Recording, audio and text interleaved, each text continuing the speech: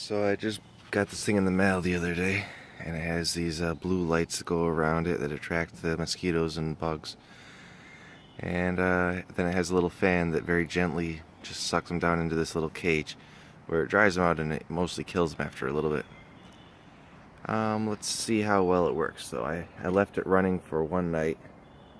Let's see how it works.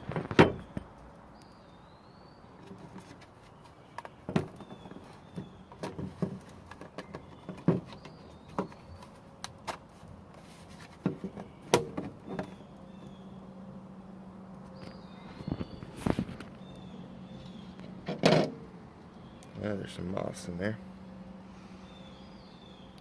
There's quite a bit of bugs there. And they're attacking me now. So, it did get a lot of mosquitoes and moths. That was one night.